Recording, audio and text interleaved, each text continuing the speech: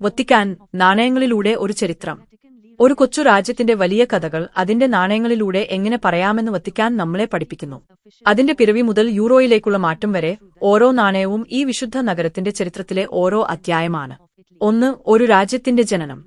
1929 Lateran കരാറിലൂടെയാണ് Vatican നഗരം ഔദ്യോഗികമായി രൂപം കൊണ്ടത്. ഇറ്റലിയുമായി വർഷങ്ങളോളം നീണ്ട തർക്കങ്ങൾക്ക് ശേഷമായിരുന്നു ഇത്. ഈ കരാറിലൂടെ വത്തിക്കാനെ ഒരു സ്വതന്ത്ര പരമാധികാര രാഷ്ട്രമായി ലോകം അംഗീകരിച്ചു.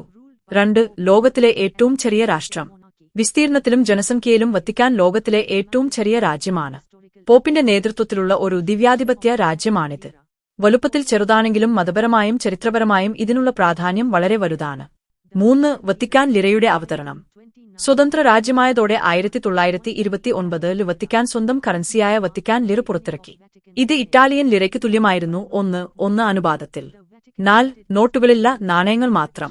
വത്തിക്കാൻ സ്വന്തമായി നാണയങ്ങൾ മാത്രമാണ് ഉത്പാദിപ്പിച്ചത്. നോട്ടുകൾ പുറത്തിറക്കിയിരുന്നില്ല. ഇറ്റലിയിലെ ബാങ്ക് നോട്ടുകളാണ് ഇവിടെ പ്രചാരത്തിലുണ്ടായിരുന്നത്. 5. ആലേഖനങ്ങൾ, വിശ്വാസത്തിന്റെ പ്രതീകം. വത്തിക്കാൻ ലിറ നാണയങ്ങളിൽ പോപ്പിന്റെ ചിത്രം, പോപ്പിന്റെ മുദ്ര, മറ്റു മതചിഹ്നങ്ങൾ എന്നിവ പതിപ്പിച്ചിരുന്നു.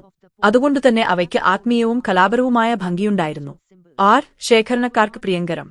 വളരെ കുറഞ്ഞ എണ്ണത്തിൽ മാത്രം പുറത്തിറക്കുന്ന നാണയങ്ങളും പോപ്പുമാരുടെ പ്രത്യേക ആഘോഷങ്ങൾക്കും ജൂബിലികൾക്കും വേണ്ടി പുറത്തിറക്കിയ നാണയങ്ങളും ശേഖരണക്കാർക്കിടയിൽ ഏറെ പ്രശസ്തമാണ്. 7. ലിറയുടെ യാത്രയുടെ അവസാനം. 2001 വരെ വത്തിക്കാൻ ലിറ ഉപയോഗത്തിലുണ്ടായിരുന്നു.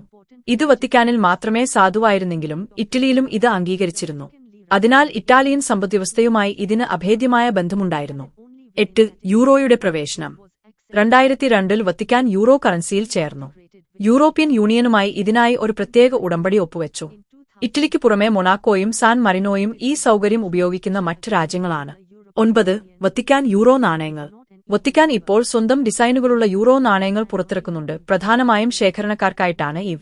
യൂറോ മേഖലയിലെവിടെയും ഈ നാണയങ്ങൾ നിയമപരമായി ഉപയോഗിക്കാൻ കഴിയുമെങ്കിലും പൊതുവായി ഇവ പ്രചാരത്തിൽ കാണാറില്ല. 10. സമ്പന്നമായ ഒരു നാണയ പാരമ്പര്യം. വത്തിക്കാൻ ലിറ മുതൽ യൂറോ ശേഖരണ നാണയങ്ങൾ വരെയുള്ള ഈ യാത്ര വത്തിക്കാന്റെ മതപരമായ ശക്തിയും അതിന്റെ സ്വതന്ത്ര രാജ്യപദവിയും വ്യക്തമാക്കുന്നു.